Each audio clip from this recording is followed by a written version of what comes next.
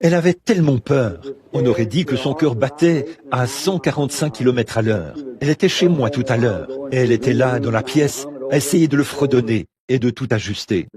Et là, ça me rappelle Frère Mort, quand son petit garçon lui avait dit qu'il voulait prêcher. Il avait environ 7 ou 8 ans, et il n'arrêtait pas de dire « Papa, je veux prêcher ». Alors, un soir, devant l'assemblée, Monsieur Mort a dit « Eh bien, mes amis, a-t-il dit, David, assis ici, il était assis là, comme un vieux membre du clergé, vous savez, la tête bien haute. Il a dit, il veut prêcher un peu ce soir. Alors, il est allé en vitesse sur l'estrade. Il a sauté de sa chaise et monté en vitesse, vous savez, et s'est arrêté. Il se disait qu'il allait faire fureur. Puis, il a regardé d'un côté et de l'autre. Il a dit, ça ne va pas marcher. Et il est retourné s'asseoir. J'ai vu bien des fois où je me disais que ça ne marcherait pas. Mais simplement, mais c'était très bien. Leur mère avait l'habitude de chanter pour nous, Mabel et Meda. J'aimerais les entendre chanter de nouveau un de ces jours. Pas vous? J'aimerais vraiment les entendre chanter. Peut-être allons-nous leur demander de chanter ensemble dimanche soir prochain et chanter pour moi le cantique qu'elles avaient chanté lorsque je quittais l'église. Vous souvenez-vous quand c'était ce que c'était? Le sable sur le rivage de la Galilée a été lavé. Un étranger et aussi ils viendront de l'Est et de l'Ouest. Voyons un peu. À la fête du roi, manger à sa table. Je pense que ce sont les paroles. J'aimerais entendre ces cantiques. Combien aimeraient les entendre? Peut-être dimanche soir prochain, si nous sommes là. Aimeriez-vous cela? Eh bien, certainement. Mabel, es-tu ici? Est-elle ici, Doc? Elle m'entend. Et Meda est là au fond. Alors, elles travailleront cela un peu ensemble. En effet, les filles vont les quitter au bout d'un certain temps, n'est-ce pas? C'est vrai. Il leur faut travailler cela un peu maintenant et commencer la semaine prochaine. Ce soir, quand je venais, il y a quelques instants, ma famille était déjà partie et j'étais seul avec le Seigneur pour prier un peu. Je suis passé en voiture devant le tabernacle et j'ai vu les voitures alignées là dehors. Vous savez, ça me rappelle de vieux souvenirs d'il y a longtemps, de l'époque où nous nous rassemblions ici et nous avions de grands services. Nous étions là jusqu'à 2 ou 3 heures du matin. Les gens restaient simplement là, tous ensemble. Vous savez, beaucoup de ces vieux de la vieille sont là, dans la tombe, aujourd'hui. Je veux dire, leur corps. Mais ils sont dans la gloire. Et les générations se succèdent. Les plus jeunes grandissent. Bientôt, nous serons partis. L'autre génération va. Les autres, les jeunes, prendront notre place. Donc, il est de notre devoir, n'est-ce pas, de vivre chaque jour rien que pour le Seigneur, pour lui seul. Bon, je sais que demain, c'est un jour de travail pour ceux qui doivent sortir pour aller travailler. Donc je vais m'efforcer de vous laisser partir de bonne heure ce soir. Est-ce que le service de baptême ou quelque chose d'autre suivra ceci? Très bien. Maintenant, cette vieille Bible bénie est la carte routière pour du berceau à la tombe et jusqu'au ciel, d'un bout à l'autre. Et nous l'aimons, parce que c'est dans son contenu que nous trouvons le plan du salut qui sauve parfaitement. Or, avant de l'ouvrir, parlons à l'auteur, pendant que nous courbons la tête un instant. Notre Père Céleste, nous te remercions ce soir pour tout ce qui a déjà été fait pendant cette réunion, pour les cantiques et pour tout ce qui a déjà été fait. Et nous sommes reconnaissants ce soir d'être réunis ici, sous le toit de ce petit bâtiment, au nom du Seigneur Jésus, avec cette belle promesse que là où 2 ou 3 sont assemblés en mon nom, je serai au milieu d'eux. Et nous savons que tu es ici. Et nous sommes si heureux de savoir qu'après 1900 ans de prédication de l'Évangile et de l'histoire d'un monde qui évolue, toi, tu restes toujours le même. Les temps changent, les gens changent, les nations changent, les désirs et les attitudes changent, mais tu restes toujours le même.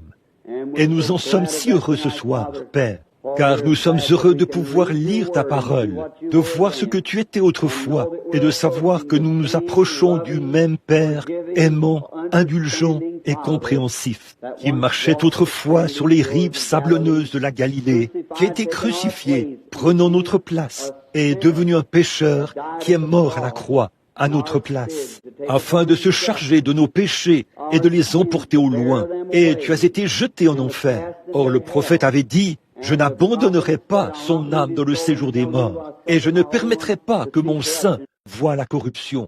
Et le troisième jour, tu es ressuscité et est monté au ciel, où tu es assis ce soir, à la droite de la majesté de Dieu, pour intercéder sur la base de notre confession. Et nous avons le droit et le privilège de confesser que notre propriété personnelle, qui a été rachetée par ton sang, tout ce que tu as inclus dans ton plan de rédemption, lorsque tu es mort et as fait l'expiation au calvaire. Et ce soir, Père, nous demandons une bénédiction spéciale pour chaque pèlerin présent sous ce toit ce soir, dans le tabernacle.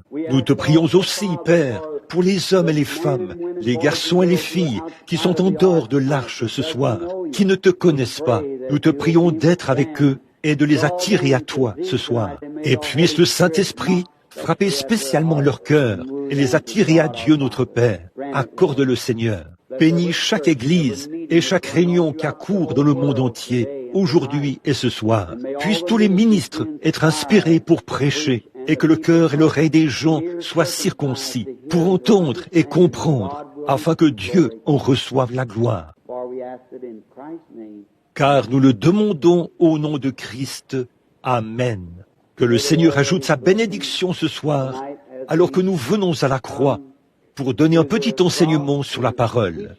C'est en quelque sorte une leçon d'école du dimanche. Vous savez, je me disais tout à l'heure, alors que j'étais assis là-haut, vous savez, ce serait merveilleux, à un moment donné, si il y a un grand bâtiment vide, ici en ville, l'ancien cinéma Dream. J'imagine qu'on peut y asseoir entre 1500 et 2000 personnes.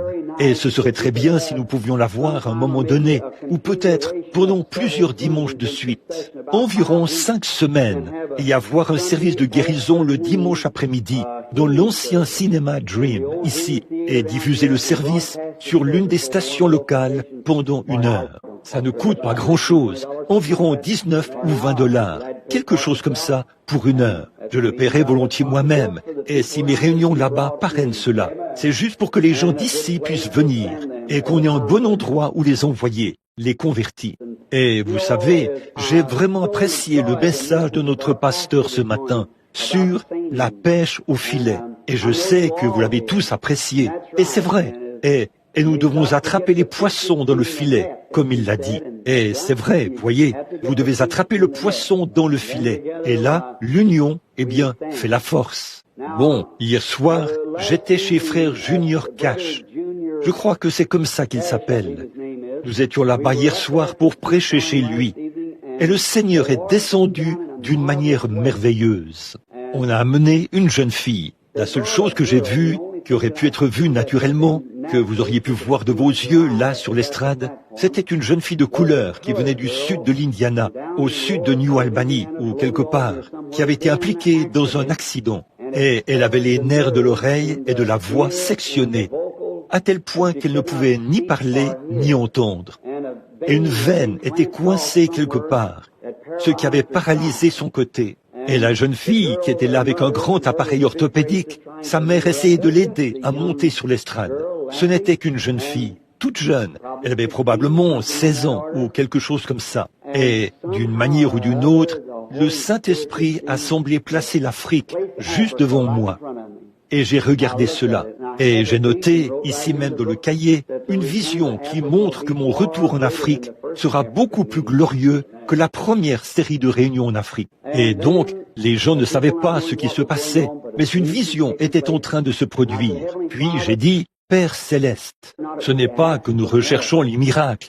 La Bible dit, une génération faible et adultère demande des miracles. Nous ne demandons pas des miracles, mais Dieu accomplit des miracles. Au même moment où il disait cela, il accomplissait des miracles. Mais si nous les demandons, qu'il nous faut absolument avoir des miracles, quelque chose qui nous montre, une preuve quelconque, que nous sommes sauvés, ou quelque chose comme ça. Je ne crois pas aux preuves. Je crois que la preuve que nous sommes sauvés, c'est que nous prenons Dieu au mot. C'est la meilleure chose que je connaisse. Après quoi, les fruits suivent.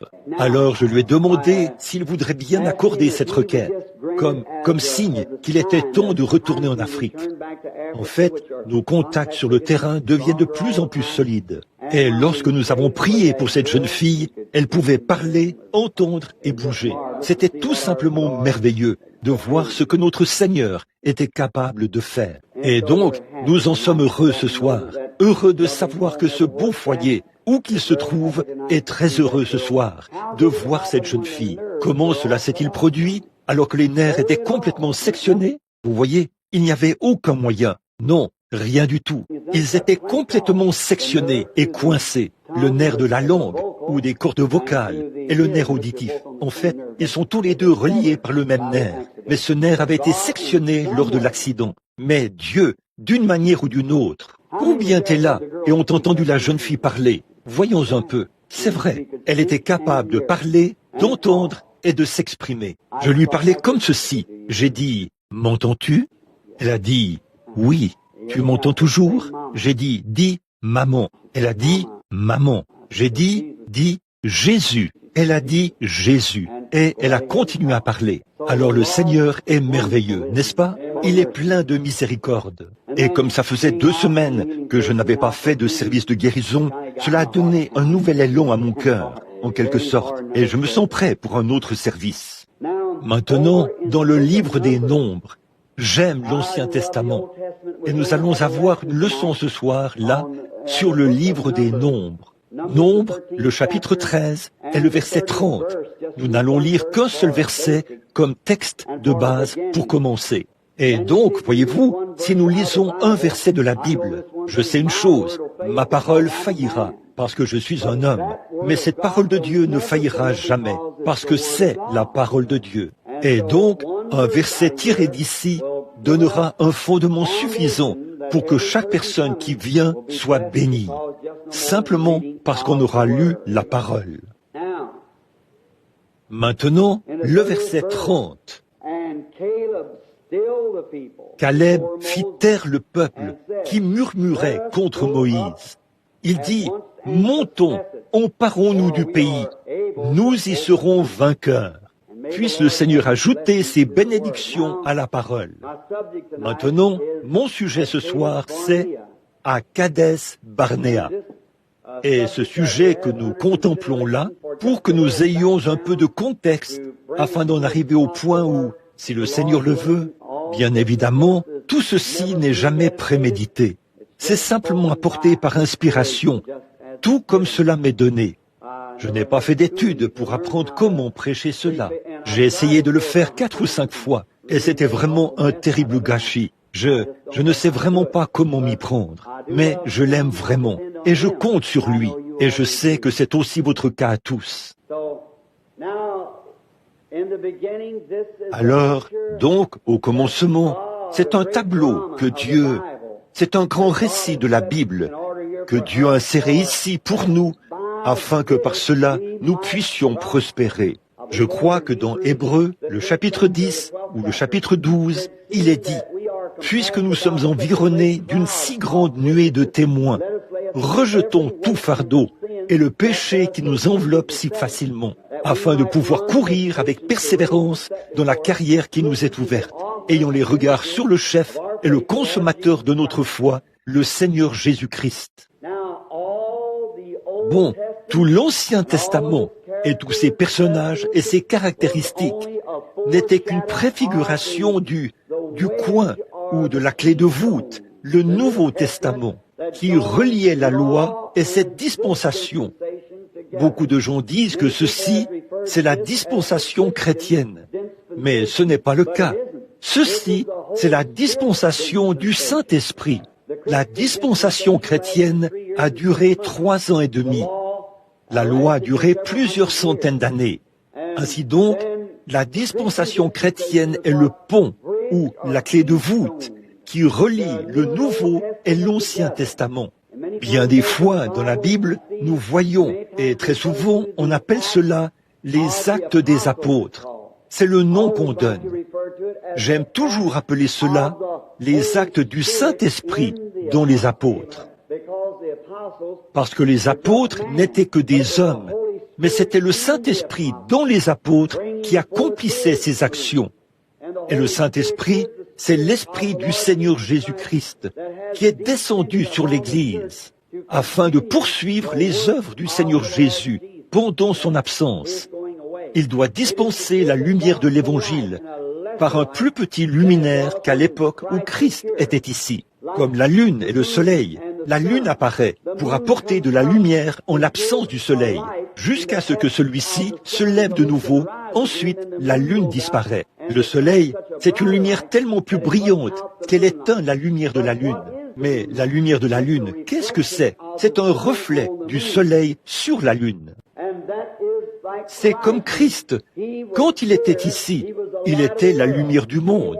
Il est parti et il brille maintenant sur son Église pour refléter sa lumière dans ce monde aujourd'hui, afin qu'on puisse marcher dans la lumière jusqu'à son retour. Et alors, tout et tous seront remis entre ses mains. Il s'assiera sur le trône du roi David. Et il régnera dans tous les siècles des siècles. Alors, comme l'Ancien Testament est un beau type, nous étudions ce type-là et nous voyons que toutes ces choses sont arrivées aux gens pour nous servir d'exemple. Or, Dieu est souverain et c'est ce que j'enseigne aujourd'hui dans une maison où on m'avait invité à dîner. Ils voulaient savoir s'ils allaient reconnaître leur bien-aimé quand ils les rencontreraient dans la gloire. Eh bien, j'ai dit, certainement, nous les reconnaîtrons. Voyez, nous sommes nous avons 3 corps différents dans lesquels nous habitons. L'un est le corps humain, l'autre le céleste et l'autre le glorifié. Alors, si nous nous reconnaissons dans ce corps humain, le corps mortel, à combien plus forte raison reconnaîtrons-nous cela? Nous reconnaîtrons-nous les uns les autres dans un corps glorifié. C'est comme la loi, elle a pu produire quelque chose de bien, mais combien plus grande est la chose que la grâce peut produire, puisque la grâce est plus grande que la loi. Et la lune, elle peut produire une certaine partie de lumière, mais combien le soleil en éclipsera l'éclat à sa venue. Alors certainement que nous nous reconnaîtrons. Et maintenant, c'est vraiment comme je l'ai dit, nous acquérons continuellement des connaissances. Nous, les êtres humains, vous en savez plus long maintenant que lorsque vous étiez un jeune garçon ou une jeune fille, parce que vous devenez plus sage. Et toute la race humaine devient plus sage. Mais avez-vous remarqué que le règne animal ne devient jamais plus sage? Vous savez, vous habitez aujourd'hui une meilleure maison que votre grand-père. Et probablement que vos enfants habiteront une bien meilleure maison que vous aujourd'hui. Mais tout récemment, je crois dans le Reader's Digest ou quelque part, je lisais un article qui disait qu'on avait pris une petite femelle roitelet et qu'on l'avait mise dans une cage sans rien pour construire un nid. Et elle a dû pondre ses œufs sur le sol de la cage. Puis, les petits roitelets ont éclos. On a pris ces petits roitelets et on les a mis dans une cage, sans rien pour construire un nid. On les a donc fait éclore jusqu'à 15 générations. 15 générations différentes pour voir si cela changerait leur nature. Alors, cela prendrait 15 ans, parce que les roitelets ne produisent qu'un seul nid d'œufs par an. Et au bout de 15 ans, on a relâché l'autre petit roitelet, un de ses successeurs. La 15e génération. Il n'avait jamais eu la moindre paille pour construire un nid, ni rien. On a placé cette petite femelle roitelet quelque part, et la première chose qu'elle a faite, c'est de s'envoler et de construire un nid. Les oiseaux construisent leur nid exactement comme ils le faisaient dans le jardin d'Éden. Mais l'homme progresse continuellement. Il devient de plus en plus sage. Tout, votre grand-père, comme je l'ai dit, allait voir votre grand-mère en char à bœuf. Votre père allait voir votre mère en voiture à cheval. J'allais voir ma femme dans une Ford Model T. Mon garçon possède une voiture rapide, à 8 cylindres, ou peu importe le nom que vous donnez à ça. Les petits-enfants posséderont probablement un avion à réaction. C'est comme ça. Nous progressons continuellement, parce que nous avons une âme. Or, l'oiseau n'a pas d'âme. Mais nous avons une âme. Nous ne sommes pas des créateurs, mais nous pouvons pervertir. Eh bien, nous ne pouvons pas créer du bois, mais après que Dieu l'a créé, nous pourrons le prendre et en faire une maison. Parce que nous descendons de Dieu, des fils et des filles de Dieu. Peu importe combien nous sommes déchus, nous devons quand même reconnaître que nous sommes des fils et des filles de Dieu. Dans notre état déchu, nous sommes toujours des fils et des filles. Dieu fait une promesse. Dieu doit tenir cette promesse. Oh, j'espère que vous voyez cela. Si seulement vous pouviez le comprendre ce soir, Église, et en prendre conscience. Vous n'iriez pas de droite à gauche et vous n'adhéreriez pas à cette église-ci, puis à cette église-là. Vous ne rechercheriez pas votre plaisir dans les choses du monde. Vous ne rechercheriez pas votre guérison en allant d'un service de guérison à l'autre. Vous pourriez prendre Dieu au mot et savoir que c'est terminé. Certainement, quand Dieu fait une promesse, il ne peut pas revenir sur cette promesse. Il est dans l'obligation de tenir sa parole. J'ai entendu quelqu'un dire, eh bien, il rétrogradait et revenait, et vous pourriez faire cela. Eh bien, je suis perdu en ce qui concerne Dieu. Si jamais vous avez été avec lui, vous ne serez jamais perdu en ce qui le concerne. Parce que Dieu ne peut pas vous sauver, puis vous tournez le dos et vous rejetez. S'il le faisait, il irait à l'encontre de son propre dessein. Il ne peut donc pas faire cela. Alors quand Dieu, nous devenons plus sages, mais Dieu était infini au départ. Il était parfait. Il ne devient jamais plus sage. Il est toujours le même.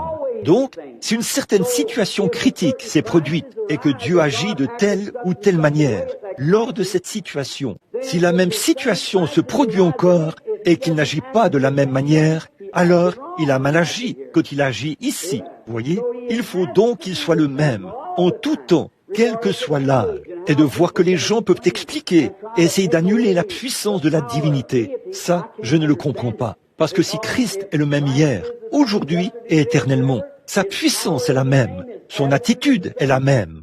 Et ce qu'il était en ce temps-là, il l'est maintenant, et il le sera pour toujours. Ça ne peut rien lui enlever, c'est tout. Et s'il est ressuscité au jour de son pèlerinage terrestre, il a guéri les malades, pour qui les médecins ne pouvaient rien faire, et les a guéris. S'il a agi ainsi lors de cette situation critique, et qu'il est le même hier, aujourd'hui et éternellement, il doit agir de la même manière aujourd'hui, sinon il a mal agi envers ceux-là. Voyez, s'il a fait une promesse en ce temps-là, et qu'il devait s'en tenir à cela, il fait une promesse ici, il doit s'en tenir à cela. Forcément, il n'y a rien qui cloche chez Dieu et avec sa promesse. Ce qui cloche, c'est un autre niveau, du fait que nous n'avons pas la foi pour y croire, ou pour le prendre au mot. Maintenant, voyez-vous, si nous avions la même jugeote qu'un oiseau, nous agirions comme ceux du début. Mais nous devenons si intelligents que nous trouvons toutes les explications possibles pour déprécier la parole. Et nous disons, oh, c'était à une époque révolue. Et nous créons un autre type de situation. Au lieu de prendre Dieu au mot, nous commençons simplement une nouvelle organisation. Voyez? Eh bien, c'est comme ceci que Dieu le fera. Et c'est comme ça que Dieu le fera. Si nous étions comme les oiseaux et que nous ne changions pas et qu'il ne nous avait pas été donné le libre arbitre, nous prendrions simplement Dieu au mot. Cela réglerait la question. Point final. Dieu l'a dit, un point c'est tout. Comme c'est beau de voir que le Dieu vivant et vrai vit encore aujourd'hui. Au milieu de tout ce chaos, Dieu vit et règne encore. Maintenant, ce peuple de l'Alliance, Israël, s'était retrouvé là-bas en Égypte à cause de leur désobéissance et parce qu'ils avaient vendu leur frère Joseph. Ils avaient été emmenés en Égypte et y étaient restés en esclavage pendant 400 ans. Je veux vous faire remarquer qu'ils n'ont jamais perdu leur alliance. Ils avaient perdu leur liberté, pas leur alliance. Dès lors que Dieu a fait l'alliance avec Abraham, Isaac et Jacob, et a juré par lui-même qu'il sauverait Abraham et sa postérité après lui, Dieu est dans l'obligation de tenir cette promesse. Et il est tout aussi lié par sa promesse à votre endroit qu'il l'était envers Abraham. Quant à la promesse, c'est vrai, si vous êtes la postérité d'Abraham, comment devient-on la postérité d'Abraham? Nous qui sommes morts en Christ, nous devenons la postérité d'Abraham, dit la Bible, et nous sommes héritiers selon la promesse. Alors Dieu est autant lié envers vous qu'il l'était envers Abraham. Dis donc, cela devrait ôter toute peur. Dieu ne veut pas que vous ayez peur de quoi que ce soit. Reposez-vous solennellement sur ce qu'il a dit. Ce qu'il nous faut aujourd'hui, c'est un homme qui relèvera le défi de l'heure où nous vivons. C'est vrai. En ce jour où la discorde et tout le reste se sont infiltrés, au nom de la religion et tout, et au nom du salut, de l'évangile, nous avons besoin que quelqu'un soit suscité parmi nous, comme Dieu a suscité Moïse, pour qu'il remplisse cette fonction à cette époque-là. Oui, ils n'avaient pas perdu leur alliance, Ils avaient perdu leur liberté. Ils étaient esclaves. Mais l'alliance demeurait encore. Et un jour, alors qu'ils étaient là à gémir et à pleurer, à cause des oppresseurs de l'Égypte, parce qu'ils étaient devenus des esclaves, je veux que vous remarquiez ce beau tableau. Et ceci serait bon pour les légalistes. Écoutez, Dieu n'est jamais descendu pour dire, bon, si vous faites telle et telle chose, si vous faites telle et telle chose. La grâce de Dieu avait pourvu d'un sauveur, Moïse.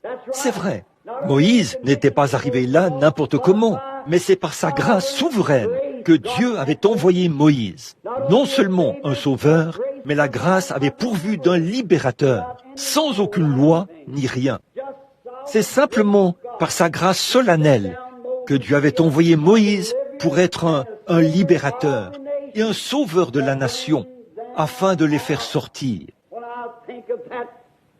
Quand je pense à cela, alors je me rappelle que le même Dieu qui était avec le peuple de l'Alliance en Égypte est certainement, au vu de toute la pression et de l'indifférence qui accourt dans l'Église ce soir, il enverra, par la grâce de son propre être, un libérateur.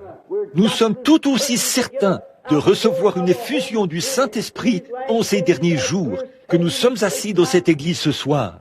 Dieu a agi en faveur du peuple de l'Alliance sans que ce peuple ait à faire le moindre effort. Mais il a envoyé gratuitement du ciel au peuple de son Alliance un acte de grâce. Sur la base de la souveraineté de sa promesse, il a envoyé Moïse. Et dans la même situation critique, alors que les gens étaient en esclavage et qu'ils subissaient toutes sortes de choses, le joug du péché, de la maladie et des ennuis d'aujourd'hui, il est tout aussi sûr qu'il enverra Jésus-Christ la deuxième fois qu'il a envoyé Moïse la première fois. Quand la situation critique s'est produite, Dieu a agi dans sa grâce souveraine. Il est tenu de faire la même chose dans les mêmes conditions, sinon il a mal agi lorsqu'il l'a fait à cette époque-là. Vous le voyez? Voici ce à quoi j'essaie d'arriver. Le plus grand péché que je trouve dans l'Église aujourd'hui, c'est l'incrédulité. C'est le seul péché qui soit. Il n'existe pas d'autre péché que l'incrédulité. Là, dehors, quelle partie de cela est la nuit? Quelle partie est noire? Vous ne pourriez pas dire, il fait noir dans cette partie-ci, alors qu'il fait complètement noir, même à partir de mes mains. Bon, il n'y a qu'une seule façon de définir le péché et de déterminer ce qu'est le péché. Ce n'est pas parce que vous buvez, ou que vous fumez, ou que vous jouez à des jeux d'argent. C'est défini ainsi. C'est parce que vous êtes un incroyant que vous faites ces choses-là. Et c'est vrai. Le fait que vous jouiez aux jeux d'argent, le fait que vous mentiez, le fait que vous voliez, ces choses ne sont pas des péchés. Ce sont les résultats du péché. C'est parce qu'en vous habite un esprit différent. Si vous étiez un croyant ferme, ces choses seraient aussi mortes et sombres que la nuit devant vous. Certainement, voyez, ces choses sont des attributs de l'incrédulité. Dans Jean, chapitre 3, Jésus a dit que celui qui ne croit pas est déjà condamné. Vous n'avez même pas franchi la première étape. Vous êtes condamné au départ. Donc, ça ne veut pas dire que vous devez avoir un étalon de mesure dans votre église. Si vous faites ceci, si vous vous conformez à ces règles-ci, si vous vous conformez à cette règle-là, bien des fois, les gens vont laisser de côté de petites choses comme ça pour faire partie d'une église. Mais la chose est encore dans leur cœur, et ils le font en secret. Mais une fois qu'un homme a satisfait aux exigences de Dieu et qu'il est né de nouveau de l'Esprit de Dieu, ces choses sont ôtées de sa vie. Il n'a plus le désir de les faire. Pourriez-vous imaginer un cochon? Le cochon ira manger sur un tas de fumier. Je ne lui en veux pas. C'est un cochon. C'est ce qui le pousse à le faire. Mais vous n'arriverez jamais à amener un agneau à faire ça. Parce que ce sont deux natures différentes. Le cochon a une nature et l'agneau a une autre nature.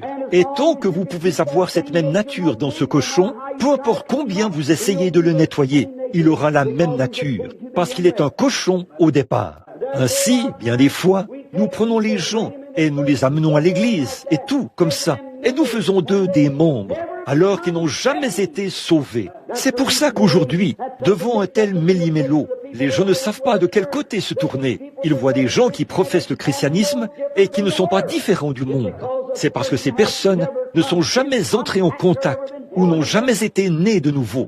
Elles n'ont jamais accepté le Seigneur Jésus, n'ont jamais cru en lui. Il se peut qu'elles se soient emballées, il se peut qu'elles aient dansé, il se peut qu'elles aient poussé des cris, il se peut qu'elles aient parlé en langue, il se peut qu'elles aient fait toutes ces choses, mais elles ne sont jamais venues à la personne, Jésus-Christ. Elles ne sont jamais vraiment nées de nouveau.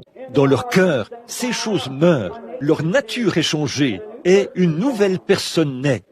Bon, Moïse, devenu adulte, a refusé d'être appelé fils de la fille de Pharaon. Après cela, il a tué l'Égyptien. Mais Dieu était avec lui dans le pays de Madian et il l'a ramené. Devant ce buisson ardent, ce jour-là, il a vécu une expérience qui l'a marqué toute sa vie. Et comme je l'ai dit hier soir, je le redis aujourd'hui, cet homme, peu importe combien Moïse avait été bien enseigné, combien il connaissait la théologie, combien il était un bon membre d'église, et il avait eu un bon professeur, sa mère. Il avait été élevé selon tous les préceptes d'instruction possibles. C'était un fils de roi. Mais en essayant par lui-même, il n'a quand même pas réussi à accomplir cela. Mais en 5 minutes, dans la présence du buisson ardent, il est devenu une nouvelle personne.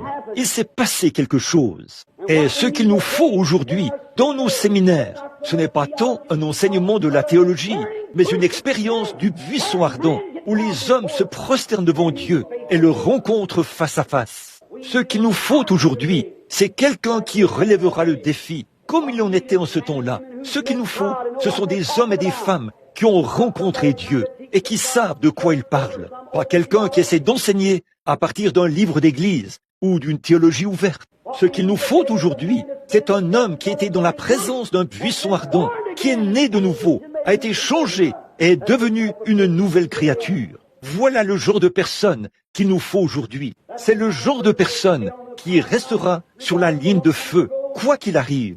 Moïse, après avoir reçu sa commission, est descendu en Égypte et a délivré les enfants d'Israël. On voit une grande erreur et une grande chose. Ce qui arrive en ce jour-là arrive de même aujourd'hui. Nous voyons que lorsque Moïse est allé chercher les enfants d'Israël et qu'il les a fait sortir, il s'était produit un phénomène.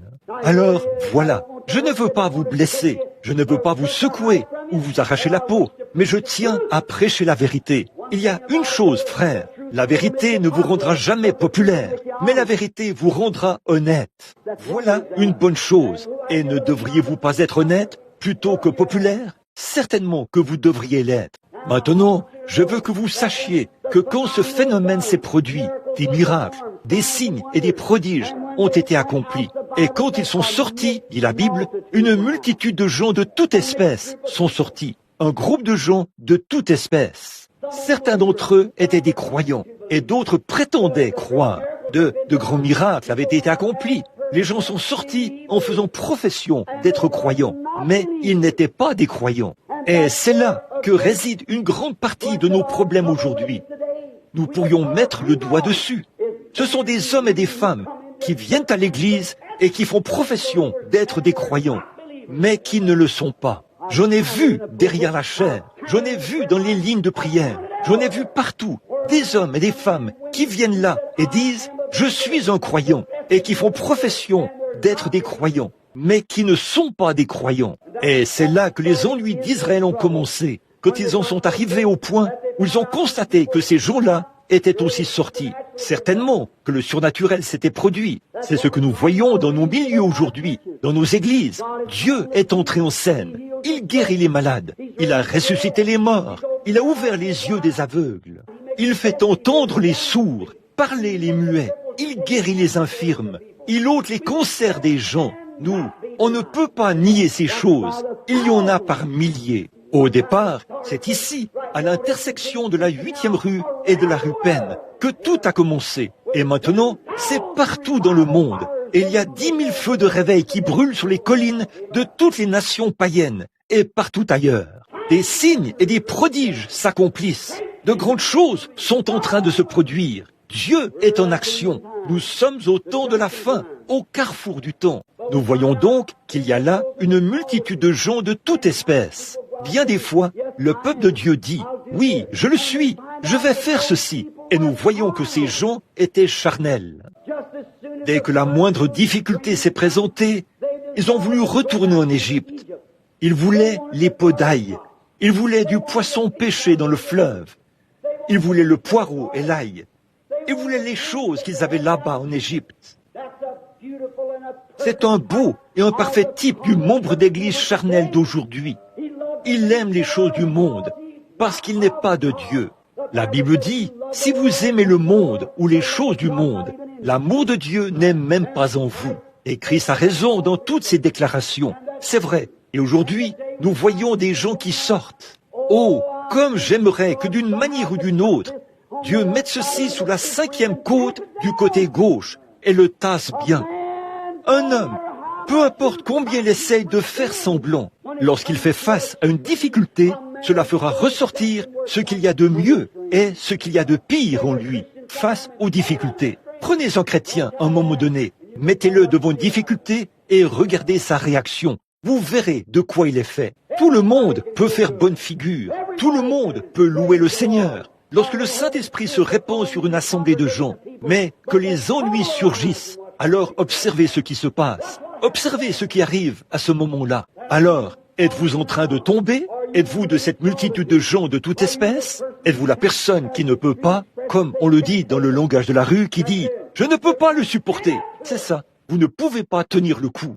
Frère, si vous êtes dans cet état-là, rétrograde, avec des hauts et des bas, à l'endroit et à l'envers, pourquoi ne venez-vous pas au calvaire pour mourir à vous-même et naître de nouveau de l'Esprit de Dieu? Amen. Honte à vous, vous qui professez le christianisme, vous qui vivez dans vos églises. Nous n'avons pas de membres ici. Vous venez simplement ici. Vous faites partie de différentes églises. Mais vous qui faites profession d'être des chrétiens et qui, dehors, menez une vie qui montre que vous ne l'êtes pas, vous êtes un déshonneur pour l'association du Seigneur Jésus-Christ. Amen. Vous qui faites profession d'être chrétien et qui avez honte de le prendre au mot ou de témoigner de sa puissance et de sa gloire, en tout temps, vous êtes un déshonneur pour le nom du Seigneur Jésus-Christ. Amen. C'est la vérité, c'est vrai. Tenez-vous-en à la parole. Quoi qu'il advienne, tenez-vous-en à sa parole. Abraham a dû le faire et il a appelé les choses qui n'étaient point comme elles étaient. Il a cru à Dieu et cela lui était imputé à justice. Ce qu'il nous faut aujourd'hui, c'est qu'on ôte l'os de poulet et qu'on mette une colonne vertébrale dans le christianisme. Voilà, ce qu'il nous faut, ce sont des chrétiens nés de nouveau, des hommes et des femmes, des gens qui, lorsqu'ils voient surgir les ennuis, ils ne se défilent pas, ils ne tombent pas, ils ne se précipitent pas de ce côté-ci, ils n'y ont pas part, mais un homme ou une femme qui prendra position et qui se montrera sous son vrai jour. Même vos amis vous apprécieront davantage si vous faites cela. Quel est l'homme qui n'appréciera pas une femme? Elle aura beau être laide, comme une clôture de boue enduite de crapauds. Elle aura beau être laide au possible, mais qu'elle soit une vraie dame et qu'elle ait assez de noblesse de caractère pour défendre les principes de la moralité féminine. N'importe quel homme qui a un tant soit peu de virilité en lui, il lui tirera son chapeau. Et si l'homme agit ainsi, étant un fils de Dieu déchu, que pensera Dieu lui-même d'un homme qui s'en tient à ses convictions, qui appelle le bien bien et le mal mal? Ce qu'il nous faut aujourd'hui, c'est un bon réveil à l'ancienne mode, comme celui de Saint Paul, et que le Saint-Esprit de la Bible soit de nouveau dans l'Église. On voit tant de cette mollesse, de se laisser aller, qui se font au nom du christianisme. Éliminez tout ça, tant de dénominations, tant de théologie, tant d'instructions. Et je ne cherche pas à soutenir. De toute façon, les gens ne marchent pas de manière aussi boiteuse que l'Église le fait. Voilà, c'est ça, de manière aussi boiteuse que l'Église le fait. Ce n'est pas l'instruction qui est votre béquille, c'est votre foi qui est votre béquille. Amen. C'est vrai, l'instruction n'y arrivera jamais. La dénomination n'y arrivera jamais. Aucune organisation ne pourra jamais se substituer à l'expérience de la chambre haute. Aucune école ne pourra jamais remplacer la Pentecôte. C'est impossible. Ce n'est ni par la puissance, ni par la force, mais c'est par mon esprit, dit le Seigneur. C'est ce qu'il nous faut aujourd'hui. Revenir à l'expérience de la Bible. Des chrétiens qui sont nés de nouveau, qui sont lavés dans le sang de l'agneau, blanchis, régénérés, 2 fois nés. Ce dont le monde a besoin aujourd'hui, c'est d'un réveil. Un réveil à l'ancienne mode. comme celui que saint Paul a eu vers l'an 66 de notre ère. Maintenant, mon frère, ma sœur, nous voyons que cette multitude de gens de toute espèce est sortie.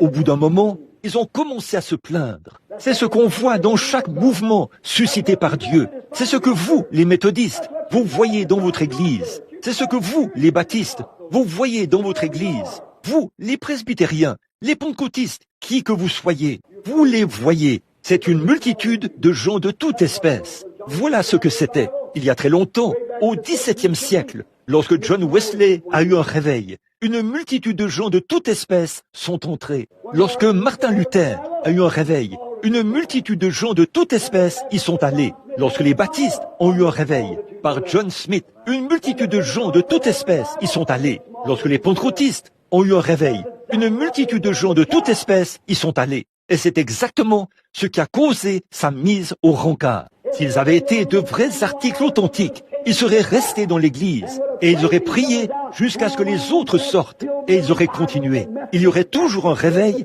dans l'église méthodiste, baptiste, presbytérienne et pentecôtiste. C'est une multitude de gens de toute espèce. Ils sont sortis. Dès qu'ils sont arrivés là-bas, ils ont commencé à se plaindre. Ils n'étaient dans le désert que depuis 3 mois, quand ils se sont mis à dire « Oh, si j'avais de l'ail, si j'avais des poireaux !» Ils étaient là-bas. Ils avaient de la nourriture d'ange pour remplacer l'ail. Et ils se plaignaient. Pourquoi? Leur système digestif n'était pas capable de digérer, la nourriture d'ange. C'est ça le problème aujourd'hui. Nous n'avons pas eu de réveil du Saint-Esprit à l'ancienne mode. Et notre tube digestif spirituel n'est pas capable de digérer un bon vieux réveil à l'ancienne mode du Saint-Esprit par lequel on peut tenir bon. Au contraire, il nous faut une ordonnance du médecin, l'ordonnance du docteur Jésus, qui nous remettra sur pied, certainement. Ils ne tiennent pas bon, ils avancent, ils reculent. À la moindre petite chose qui surgit, ils se plaignent, se disputent, se mettent dans tous leurs états. Ils prennent une église dans laquelle l'une de ces choses éclate, c'est comme un cancer. Ça détruira toute l'église. C'est vrai, nous devrions commencer tout de suite à nous débarrasser de cela. Eh bien, ils n'étaient pas très loin. Bon, réfléchissez un peu à ça. Ils mangeaient de la nourriture d'ange, descendue du ciel, et ils se plaignaient. Ils buvaient des eaux issues d'un rocher frappé, les eaux pures et saintes de la vie, et ils se plaignaient. Ils désiraient l'eau boueuse du Nil. C'est pareil aujourd'hui. Les gens disent « Oh, prédicateur, vous êtes trop borné, vous dépouillez l'Église de tous les plaisirs. Quand vous vous mettez à prêcher contre ce genre de choses, si, et ce genre de choses-là. Frère, si l'Église en était où elle professe l'être aujourd'hui, elle aimerait les choses de Dieu et détesterait les choses du monde. Elle a une multitude de gens de toute espèce. C'est ça le problème aujourd'hui. Une multitude de gens de toute espèce. Des gens qui désirent les choses du monde et qui veulent introduire des futilités dans l'Église. C'est pour ça qu'ils trébuchent et tombent. C'est ce qui empêche d'avoir des réunions de prière. C'est pour ça qu'ils organisent toutes sortes d'associations dans l'Église et qu'ils enlèvent l'autel à la première rangée. Et le seul feu qu'ils ont, c'est au sous-sol. C'est ce qui dit aux prédicateurs de prêcher 15 minutes et de le faire en parlant des chapelets ou des oiseaux rouges ou des choses de ce genre. Mais, je vous le dis, une église du Dieu vivant, née de nouveau, peut entendre l'évangile. Car un homme qui est né de l'Esprit de Dieu, Jésus a dit que l'homme ne vivra pas de pain seulement, mais de toute parole qui sort de la bouche de Dieu. Certainement, des multitudes de gens de toute espèce. Ils sont sortis. Oui, ils avaient quitté leur grande position en Égypte, dont ils se vantaient, se vantant de leurs idées matérialistes, de leurs dispositifs mécaniques, de leur science médicale, de ce qu'ils réalisaient avec leurs dispositifs mécaniques. Ils se vantaient de leur position. Ils avaient abandonné toutes ces choses pour faire route avec le grand médecin. Et ils se plaignaient toujours. N'est-ce pas exactement comme la multitude de gens de toute espèce d'aujourd'hui? Et tout à coup, ils sont arrivés à un endroit appelé Kadès Barnéa. Kadès Barnéa, c'est le tribunal. C'était le tribunal du monde. Le vrai nom de cet endroit, sa signification, c'était une très grande source qui bouillonnait près de ce tas de palmiers qui se trouvait dans le désert, où il y avait de petites cabanes qu'on appelait une ville, le lieu d'habitation du peuple d'une nation ou d'une petite poignée de personnes.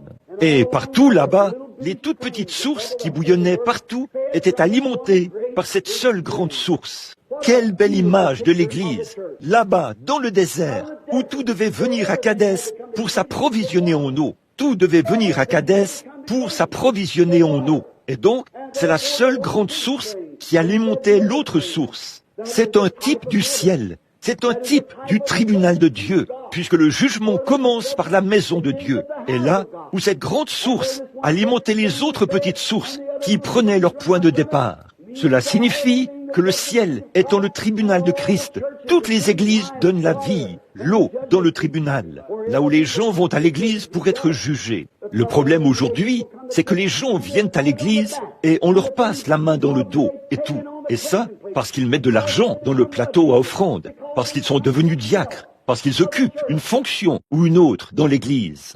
Ou alors, parce qu'ils peuvent se balader à bord d'une meilleure voiture, ou porter de meilleurs vêtements, ou quelque chose comme ça. On vous respecte et on vous passe la main dans le dos. Frères, ce qu'il nous faut aujourd'hui, ce sont des prédicateurs à l'ancienne mode, qui appelleront les choses par leur nom. Noir, c'est noir, et blanc, c'est blanc. Comme Jean-Baptiste, lorsqu'il est sorti du désert de Judée, il n'était pas très bien habillé. Il était enveloppé d'une peau de mouton, avec une ceinture de cuir, un tissu de poils de chameau attaché autour de lui. Et il est arrivé là, en prêchant la repentance. Et quand Hérode a pris la femme de son frère Philippe, et qu'il avait épousée, il est allé là-bas à la réunion. Je peux m'imaginer le diacre qui dit « Ne prêche surtout pas sur le mariage et le divorce ce soir, parce qu'il y a un grand homme parmi nous ce soir. Ne fais surtout pas ça. » Pouvez-vous imaginer qu'un homme qui a reçu le Saint-Esprit dans le sein de sa mère puisse fermer les yeux sur un péché, quel qu'il soit? Jean-Baptiste avait reçu le Saint-Esprit 3 mois avant sa naissance.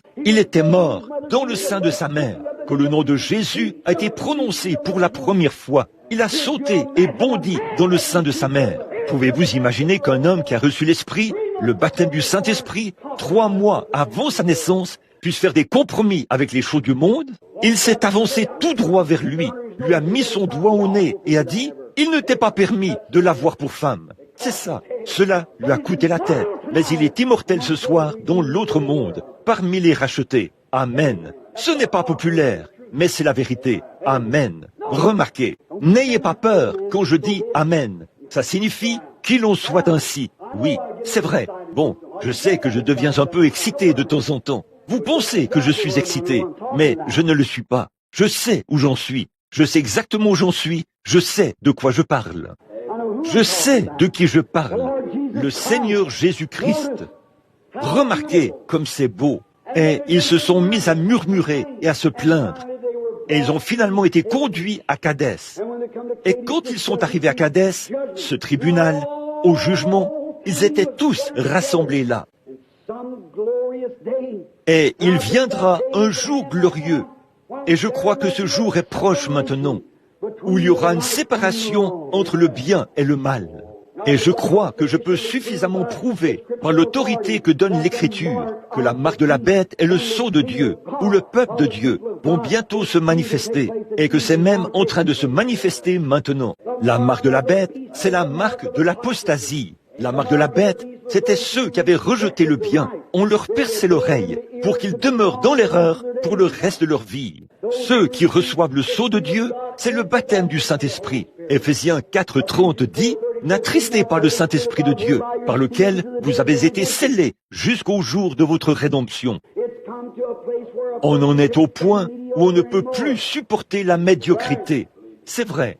C'est comme un homme qui essayait d'aller au ciel. Il avait une poignée de billets. Le contrôleur de train lui a posé la question quand il est monté à bord. Il lui a dit « Pourquoi avez-vous autant de billets ?» L'un des billets était un billet des méthodistes, l'autre des baptistes, l'autre de la science chrétienne, l'autre des adventistes du 7e jour, l'autre était toutes les choses. Il lui a dit « Pourquoi avez-vous tous ces billets ?» Il a dit « Eh bien, je vais vous le dire, monsieur. » Il a dit « L'un disait sans cesse que ceci est vrai, et cela est vrai. Alors, je les ai tous essayés. » Il a dit « Je me suis dit que j'apporterais le billet de chacun d'eux. » Et il a été condamné. Frère, il n'y a qu'un seul moyen d'aller au ciel. C'est par Jésus-Christ, en étant né de nouveau du Saint-Esprit. Si un homme ne naît de nouveau, il n'entrera point dans le royaume, a dit notre Seigneur Jésus-Christ. Amen. Quel jour que celui où nous vivons, mon ami. Quel temps que celui où nous vivons. Quel changement. quelle secousse! Dieu a toujours confirmé son Église. Dieu le fera toujours. Je ne dis pas qu'ils viendront tous au Branham Tabernacle. Je ne dis pas qu'ils iront tous à Wall Street. Je ne dis pas qu'ils iront tous à l'église chrétienne ou n'importe quelle autre église. Ce que je dis, c'est que dans chaque église, Dieu a ses membres. Il a les membres de son corps qui sont nés de nouveau. Et ce sont eux qui sont fidèles à Dieu. Ce sont eux qui aiment le Seigneur Jésus de tout leur cœur et de toute leur âme. Vous les verrez lire leur Bible dans la réunion de prière. Vous les verrez faire tout ce qu'ils peuvent pour le royaume de Dieu. C'est vrai, mais la multitude de gens de toute espèce est vraiment imposante, écrasante. Elles essaient de ramener les gens dans les choses du monde. Ce qu'il nous faut aujourd'hui, c'est un autre Kadès Barnéa. C'est vrai, là où commence le jugement. Qu'est-ce qui s'est passé par la suite? Corée s'est levé et a dit, il n'y a pas que Moïse qui soit saint parmi le peuple. Et il a rassemblé un grand groupe de gens. Puis, il s'est présenté là, avec ce grand groupe de gens, et a dit, nous sommes des prophètes, nous sommes ceci, et nous sommes cela. Que s'est-il passé? Dieu a parlé à Moïse et a dit, sépare-toi de lui. Puis il a ouvert la terre et les a engloutis. Ça a été la fin de ces ronchonneurs et la fin de ces gens qui avaient suivi Corée. Que s'est-il passé ensuite?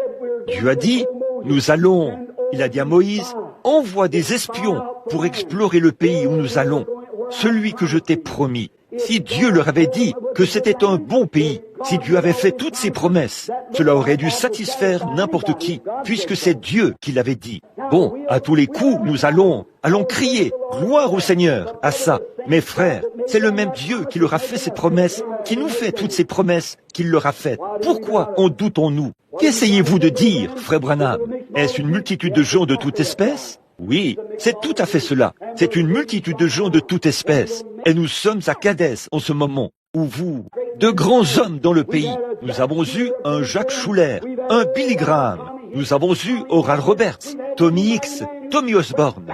Nous avons eu de nombreux hommes puissants qui ont parcouru ce pays d'un bout à l'autre. Et ce soir, il y a plus de débits d'alcool que d'églises. Leur nombre va en croissant. Qu'est-ce qu'il y a? Il y a une multitude de gens de toute espèce. Je vais vous dire quelque chose, que cette nation ne se contente pas de réserver 1 heure d'un certain jour à la réunion de prière. Environ 1% de 1000 personnes essaieront d'y assister. Faites en sorte que toute cette nation se tourne vers Dieu, qu'elle ferme tous les débits d'alcool, détruise toutes les distilleries et ferme tous ces lieux de beuverie et d'escroquerie et tout le reste. Qu'on interdise aux femmes le port de ces espèces de petits shorts dégoûtants et qu'on fasse de leur port dans les rues une infraction passible d'une peine de prison. Qu'on nettoie les foyers, les maisons et l'église et qu'on mette des prédicateurs derrière la chaire au lieu d'une sorte de conférencier. Cela déclenchera un réveil à l'ancienne mode où les hommes et les femmes invoqueront Dieu. Nous aurons un réveil qui balayera le pays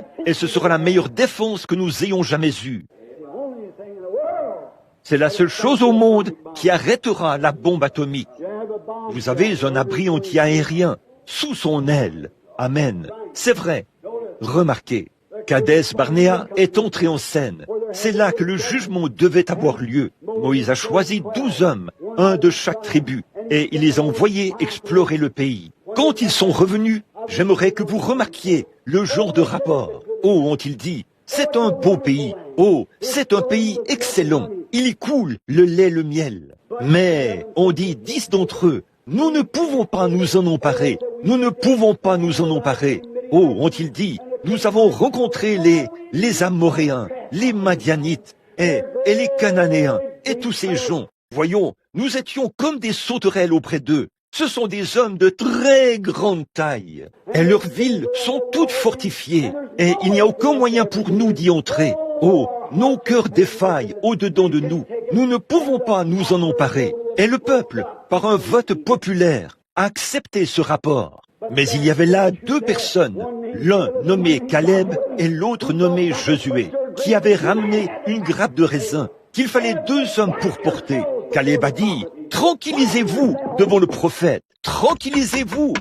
Il a dit, nous sommes tout à fait capables de nous en emparer. Allons et emparons-nous-en tout de suite. Ce qu'il nous faut en cette heure-ci, c'est un homme qui relève le défi de la promesse de Dieu devant les gens. Dieu a promis l'effusion de la bénédiction de Pentecôte dans les derniers jours. Je veux dire, une vraie effusion de la Pentecôte. Et il est temps que cela se produise. On en est à un autre Kadès Barnéa. Oui, monsieur. Ils ont dit, nous pouvons très bien le faire. Certainement que nous pouvons le faire. Qu'était-ce? Ces membres d'église peureux regardaient à ce que leurs yeux voyaient. Mais Caleb et Josué regardaient à la promesse de Dieu. Peu m'importe combien ils avaient d'opposition, combien grands paraissaient les géants, combien grandes paraissaient les clôtures, ils regardaient à la promesse de Dieu. Et ce soir, chaque homme et chaque femme qui veut marcher avec Dieu, ne prêtez pas attention à ce que le monde dit. Si nous sommes capables ou incapables, Dieu l'a promis et c'est réglé. Dieu l'a dit. J'aime ça. Une fois que Dieu l'a dit, ça règle la question pour toujours. Je vous le dis ce soir, nous avons eu beaucoup de prétextes fallacieux. Nous avons eu beaucoup de croyances artificielles. Nous avons vu beaucoup de choses qui sont sorties pour se donner en spectacle. Certainement, le diable vous présente toujours ses précurseurs. Une contrefaçon pour effrayer les gens. Nous avons connu une fausse Pentecôte. Nous avons connu une fausse pluie. Nous avons connu un faux ceci et cela. Mais malgré tout ça, un authentique baptême du Saint-Esprit existe. Une authentique bénédiction de Pentecôte existe encore. Une authentique guérison divine existe. Un esprit authentique existe. Un peuple authentique existe. Et c'est maintenant l'heure de se mettre en route. C'est vrai, les gens sont à l'heure de la décision maintenant. Vous devez prendre votre décision. Cette Église doit prendre une décision. Chaque homme en arrive au point où il fait face à une heure cruciale. Il y a eu un moment crucial où vous avez dû prendre une décision. Vous vous trouviez devant un tribunal. Il vous fallait répondre « Je suis coupable » ou « Je ne suis pas coupable ». Quand vous vous tenez devant le juge, vous devez prendre une décision. Et ce soir, le Branham Tabernacle doit prendre une décision. Nous allons soit avancer, soit rebrousser chemin. C'est vrai, soit vous retournez à l'ail et aux poireaux et aux choses de l'Égypte, soit vous avancez vers la nourriture d'anges, vers le pays promis au sujet duquel Dieu a fait une promesse. Nous avançons vers un réveil du Saint-Esprit à l'ancienne mode. Sinon, vous serez mou, vous vous traînerez partout et vous picorerez comme un rouge-gorge sur une pomme jusqu'au jour de votre mort. Vous devez prendre votre décision. Vous ne pouvez pas continuer comme ça. Pourquoi clochez-vous des deux côtés, a dit Élie. Si Dieu est Dieu, servez-le. S'il n'est pas Dieu, alors ne le servez pas. Si la véritable expérience de Dieu, c'est ce qui ôte le péché du cœur de l'homme, et non pas le fait d'appartenir à une église, ou d'appartenir à un clan, ou d'appartenir à une organisation, ce contre quoi je n'ai rien à dire. Ces choses sont très bien. Si l'instruction ne produira pas cela, nous l'avons essayé bien des fois, et nous en avons obtenu des citernes qui fuient. À un moment donné, quand nous avons eu le conseil des quatre, nous avons pensé que cela mettrait fin à toutes les guerres. Ça n'a pas mis fin aux guerres. Il y avait une fuite dans cela. À un moment donné, nous avons pensé que les programmes pédagogiques sauveraient le monde entier. Nous avons instruit les gens. Et qu'avons-nous obtenu? Une bande d'athées instruits. C'est tout à fait vrai. À un moment donné, nous avons pensé que les associations sauveraient le monde. Et nous avons vu que les criminels les plus vils que nous avons sont issus de ces soi-disant associations. L'instruction et les associations ne sauveront pas le monde.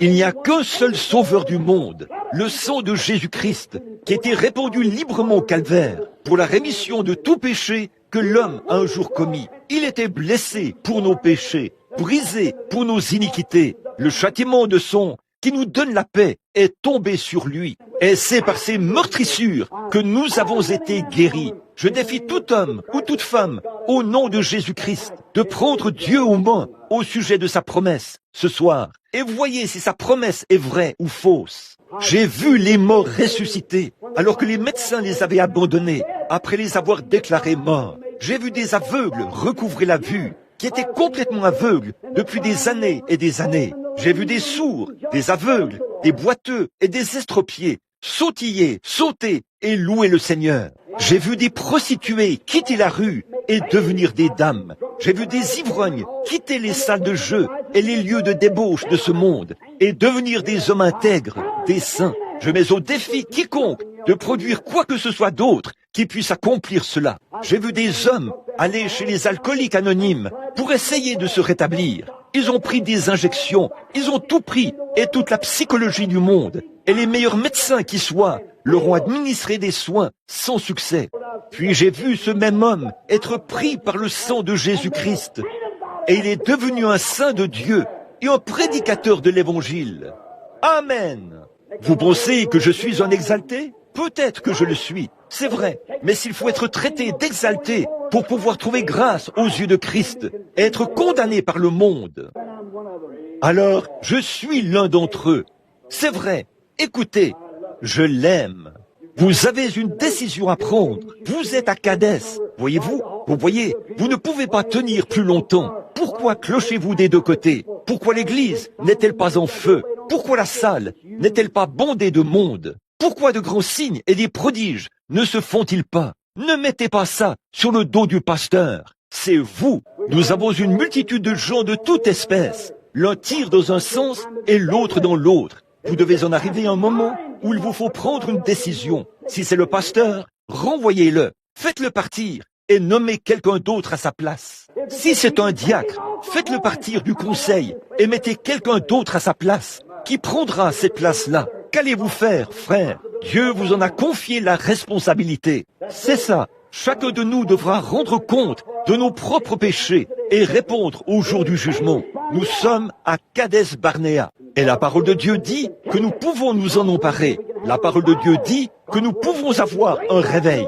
La parole de Dieu dit que dans les derniers jours, il susciterait tous ces signes et ces prodiges. Et ça, il l'a fait. Chaque homme est à sa place. Mais ce que nous devons faire, c'est de nous réunir et de commencer le réveil. Qu'est-ce que nous pouvons faire? Il se peut que le moment de votre décision soit maintenant arrivé. Il se peut que le moment de votre décision arrive une autre fois. Mais s'il est maintenant arrivé, vous feriez mieux d'y répondre. Vous dites, « Oh frère, je prendrai ma décision un de ces jours. » Vous devez la prendre, et c'est maintenant qu'il faut la prendre. Il y a eu un temps où vous aviez, à l'époque où vous étiez en fréquentation avec votre femme, mon frère, il vous a fallu prendre la décision de l'épouser ou non. Il vous fallait prendre une décision. Il se peut que certains aient dit, « Tu ne dois pas te marier ». D'autres ont dit, « Tu ferais mieux de te marier ». L'un dit, « On est plus heureux quand on se marie ». Un autre dit, « Tu prépares ta propre ruine ». Toutes ces différentes choses, c'était à vous de prendre la décision. C'est vrai, les jugements de Kadès Barnéa sont là, devant vous. Peut-être que certains d'entre vous ici devraient divorcer. Il y a forcément des moments, parfois, où des différends surviennent au sein de la famille. Il faut régler cela d'une manière ou d'une autre. Et vous devez prendre une décision. Je vais vous dire, mon frère, ce soir, la décision à prendre, c'est que vous et votre femme, vous vous entouriez de vos bras. Si vous vous prosternez devant Dieu, que vous vous agenouillez et que vous prenez la décision de servir Jésus-Christ et lui seul, les tribunaux de divorce seront complètement asséchés. C'est vrai, aucune conversation avec votre avocat n'est nécessaire. Ce qu'il vous faut, c'est une conversation avec votre Sauveur. C'est vrai, votre avocat peut très bien vous donner des conseils, mais votre Sauveur peut vous sauver. Votre avocat peut très bien vous donner de la psychologie, des conseils tirés de ses études sur le psychique, mais Jésus-Christ peut vous donner sa grâce et son amour. Cela remplacera tout ça. Si vous êtes malade ce soir, vous devez prendre une décision, si vous allez accepter Christ comme votre guérisseur ou non. Vous ne pouvez ni être mou, ni traînasser à ce sujet. Vous devez dire, je crois en lui, ou je ne crois pas en lui. Je vais me rétablir, ou je ne peux pas. Je n'ai pas assez de foi pour guérir. Vous devez prendre votre décision. Si vous êtes un pécheur ce soir, vous devez prendre votre décision. Vous êtes à Kadès Barnéa. Vous êtes là, au tribunal. Ces petites sources, qu'est-ce qu'elles étaient? Des églises. Elles représentent, elles coulent de là. Le jugement commence par la maison de Dieu. Jésus l'a dit. La Bible dit, le jugement commence par la maison de Dieu. Nous sommes dans la maison de Dieu ce soir. Et vous devez prendre votre décision. Vous devez prendre votre décision, soit de venir à Christ, soit de le rejeter ce soir. Chaque pécheur ici présent doit prendre cette décision maintenant même. Soit vous sortirez d'ici en étant un meilleur homme ou une meilleure femme que lorsque vous êtes entré. Soit vous repartirez d'ici pire que lorsque vous êtes entré. Vous ne pouvez pas rester médiocre ce soir. Vous devez la prendre. Ceci était sur mon cœur. Maintenant, c'est sûr. C'était sur mon cœur. Maintenant, c'est sur vos mains. Vous devez prendre votre décision. Et vous devez prendre une décision. Vous avez peut-être été un bon membre d'église. Peut-être avez-vous toujours ardemment désiré avoir plus de Dieu. Vous avez peut-être voulu faire quelque chose pour Dieu. Souvenez-vous, vous n'êtes mortel qu'une seule fois. Et cette période-là est la seule période où vous serez mortel. Et c'est peut-être maintenant le moment où vous devez prendre votre décision. Soit vous allez avancer avec Dieu, soit vous allez rester où vous êtes. Il se peut que vous ayez à prendre votre décision ce soir. Si c'est le cas, je prie que vous laissiez tout tomber. Souvenez-vous, peu m'importe ce que c'est, si c'est votre travail, si c'est votre famille, si ce sont vos êtres chers, si ce sont vos collaborateurs, si ce sont vos associés, ou qui que ce soit d'autre, détachez-vous de tout. Quiconque met la main sur la charrue et qui même se retourne pour regarder en arrière n'est pas digne de labourer. C'est vrai, rejetez tout fardeau et le péché qui vous enveloppe si facilement. Qu'est-ce que c'est? Rejetez tout fardeau et l'incrédulité qui vous enveloppe si facilement et courez avec persévérance dans cette carrière qui vous est ouverte. Prions. Père Céleste, au nom de Jésus-Christ, le Fils de Dieu, je termine ce petit message et je le place dans le cœur des gens. Toi qui connais le cœur de tous les hommes et de toutes les femmes, toi qui connais le cœur de chaque garçon et de chaque fille, tu connais le cœur de chacun, tu connais mon cœur, depuis la chair jusqu'au concierge, Seigneur. Tu connais le cœur de chaque personne, tu sais ce dont nous avons besoin. Nous ne le savons pas. Tout ce que nous savons, c'est que nous savons que nous avons besoin de Jésus.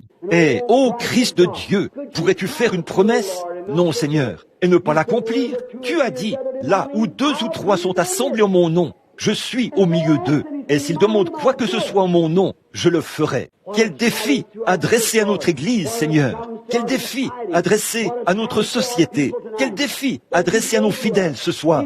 Ce défi que tu nous as lancé. Si vous manquez de quoi que ce soit, demandez à Dieu, il vous le donnera. Maintenant, je te prie ce soir, cher Père Céleste, de répandre librement le Saint-Esprit, qui les reprendra dans leur conscience et sensibilisera leur cœur quant à leurs besoins, et le mien aussi, Seigneur, alors que nous nous attendons à toi au nom de Christ. Maintenant, alors que nous avons la tête inclinée, la sœur va nous donner la note au piano. Je vais vous poser une question. Ce moment est peut-être celui où vous devez prendre une décision. Combien ici, y a-t-il ici un homme ou une femme, un garçon ou une fille qui n'est pas un chrétien, qui est un pécheur, et vous voulez vous décider pour Jésus-Christ? Vous sentez que quelque chose frappe à votre cœur en ce moment? Voulez-vous lever la main pour confirmer votre décision et dire « Je prends maintenant la décision de servir Christ ». Que Dieu vous bénisse, monsieur. Quelqu'un d'autre? Je prends maintenant ma décision. Que Dieu vous bénisse, mademoiselle. Quelqu'un d'autre? Que Dieu vous bénisse, là, au fond, mademoiselle. Quelqu'un d'autre peut-il prendre sa décision? Je vais maintenant servir Christ. Je suis arrivé au bout. Je suis arrivé au moment critique. C'est maintenant l'heure. Je suis à Kadès Barnéa. Dieu se tient dans mon cœur. Est-ce que je suis capable de passer de l'autre côté? Puis-je abandonner mon ami? Puis-je abandonner mes fréquentations mondaines? Puis-je franchir la frontière, là-bas, et entrer dans le pays promis, où se trouve la promesse de Dieu? Est-ce que je serai un Caleb? Est-ce que je serai un Josué dans l'histoire du temps? Est-ce que je serai un Caleb ou un Josué dans les livres de Dieu? Ou est-ce que ce soir, je reculerai à cause de mon caractère lâche et peureux et ferai marche arrière? Ô Dieu, ôte cela de chaque homme et de chaque femme et fais qu'ils prennent leurs décisions et qu'ils se décident pour Christ ce soir. Voulez-vous lever la main? Un de plus? Que Dieu vous bénisse. Je vous vois là-bas, au fond. Quelqu'un d'autre? Là, à l'extérieur. Quelqu'un voudrait-il s'avancer vers une des fenêtres et poser sa main sur la fenêtre en disant « Je vais me décider pour Christ. Je suis à Kadès Barnéa, frère Branham. » Y a-t-il quelqu'un d'autre ici qui voudrait le faire? Y a-t-il un rétrograde qui voudrait dire « Je vais prendre ma décision ce soir. Les voies du transgresseur sont rudes. Je ne servirai plus le monde. À partir de ce soir, je servirai Christ. Je prends maintenant ma décision. Je vais lever la main. J'ai été un pécheur. J'ai été un chrétien, mais j'ai été rétrograde. Et je veux que Dieu soit miséricordieux envers moi. Y a-t-il quelqu'un ici ce soir qui est un chrétien, qui est un homme ou une personne de Dieu, mais vous avez été long à agir. Vous n'avez pas fait ce que Dieu vous a dit de faire. Vous avez eu des hauts et des bas. Vous avez écouté des choses que vous n'auriez pas dû écouter. Vous avez fait des choses que vous n'auriez pas dû faire. Et vous voulez que Dieu vous pardonne. Vous voulez un nouveau départ à partir de ce soir. Alors, vous voudriez vous décider pour Dieu, maintenant même et dire, je vais le faire? Voulez-vous lever la main? Que Dieu vous bénisse. Que Dieu vous bénisse. Vous. Oh, c'est bien, très bien. Est-ce que quelqu'un d'autre veut lever la main? Je veux que vous leviez la main. C'est votre décision à l'égard de Dieu. Dieu voit votre main. Vous dites, à quoi cela sert-il? Oh, levez votre main droite vers Dieu une fois et voyez ce que ça fait. Levez la main droite dans un tribunal, puis dites un mensonge sous serment et voyez ce qui vous arrivera. Vous serez pris en défaut à cause de cela. Levez la main vers Dieu et faites un serment. Et voyez si le Saint-Esprit ne se saisira pas de vous à cause de cela. Quand Dieu se tient à la porte de votre cœur, prenez votre décision. Vous êtes à Kadesh Barnéa. Il y a là-bas toutes les bénédictions que Dieu vous a promises. Il y a là-bas un réveil à l'ancienne mode. Il y a là devant vous la joie, la paix, la longanimité, la bonté, la bienveillance, la douceur, la patience. Et vous ne les possédez pas. Elles sont à vous. Dieu vous a promis ces choses. Les voulez-vous? Y a-t-il un foyer qui est sur le point de se briser? Vous vous disputez et vous vous querellez. Et vous savez que vous ne devriez pas le faire. Vous avez honte de la façon dont vous agissez envers votre femme ou envers votre mari. Et ce soir, vous voulez que Dieu, dans sa grâce, vous donne la grâce de vaincre, de passer votre bras autour de lui ou autour d'elle et de dire, mon amour, par la grâce de Dieu, à partir de ce soir, voici notre décision. Je vais vivre pour Dieu. Levez la main. Y a-t-il une famille? Que tout le monde ait la tête inclinée maintenant. Levez simplement la main. Je suis si reconnaissant qu'il n'y en ait pas. Mais s'il y en a une, Dieu sait comment s'occuper de toutes choses. Y a-t-il une personne ici ce soir qui est malade depuis longtemps? Et peut-être qu'il semble qu'on a prié pour vous, mais vous n'avez pas la foi pour vaincre. Mais maintenant même, alors que vous allez prendre votre décision, Seigneur Dieu, à partir de cette heure même, je vais te servir. Et quand je sortirai d'ici, je vais témoigner de la grâce de Dieu, que c'est par ces meurtrissures que je suis guéri. Et je vais le croire à partir de ce soir. Que Dieu vous bénisse, madame. Que Dieu vous bénisse, monsieur. Que Dieu vous bénisse. Et vous, c'est merveilleux. C'est ça. Je vais prier pour vous dans quelques minutes. Je vais demander à Dieu de vous l'accorder. Je me demande ce soir si l'un de ceux qui ne sont pas des chrétiens aimerait s'avancer à l'autel pour s'agenouiller. L'autel est ouvert à tous. Si vous voulez prier, ouvrir votre cœur à Dieu, l'autel est ouvert à tous. Pour le rétrograde, ou pour le voyageur, ou qui que ce soit d'autre, l'autel est ouvert à tous. Vous êtes les bienvenus. Vous êtes à Kadès. Le jugement est en cours. Dieu se tient là, les bras ouverts. Il est prêt. Des personnes malades qui voudraient se lever pour confesser publiquement qu'elles ont maintenant accepté Christ comme leur guérisseur et dire, à partir de ce soir, je croirai Dieu et qu'on prie pour eux. Si vous voulez le faire, nous vous invitons à vous lever. Très bien. 3 d'entre vous sont debout. Restez debout si vous le voulez bien. Maintenant, Père Céleste, pendant qu'ils sont debout, c'est le Saint-Esprit qui a parlé. Je te prie, Père Céleste, que ta miséricorde soit accordée à cet homme, aux deux, et à cette femme, et à cet autre homme qui vient de se lever. Ô Dieu éternel, par les meurtrissures du Seigneur Jésus-Christ, ils ont été guéris. Ô Dieu, tu as fait descendre cela, tu as rendu cela réel aux yeux des gens. Et je prie, Seigneur, tu as dit, nul ne peut venir à moi si mon Père ne l'attire. Maintenant, le Saint-Esprit leur a parlé. Rien d'autre ne peut être fait. Ils ont pris la décision de t'accepter ce soir comme leur guérisseur. Et ils repartent de ce tabernacle en croyant qu'ils seront en bonne santé et bien portants. Seigneur, cela ne peut pas plus faillir que Dieu ne peut faillir. Nous sommes conscients qu'aucun homme ne vaut plus que sa parole. Et ce soir, ils croient et ils ont accepté. Puissent-ils recevoir cela, Seigneur, alors que je fais pour eux cette prière de la foi au nom de Christ. Amen. Vous pouvez vous asseoir. Que Dieu vous bénisse. Croyez cela de tout votre cœur. Vos ennuis sont terminés. Combien l'aime et voudrait marcher vers Sion avec lui. Faites voir votre main. C'est merveilleux. Peu importe l'église dont vous faites partie. Très bien. Levons-nous maintenant pendant que nous chantons « Revêt-toi du nom de Jésus ». Très bien, sœur. Si vous voulez bien nous donner. Maintenant, tournez-vous et serrez la main à quelqu'un près de vous. Tendez le bras et serrez-vous la main.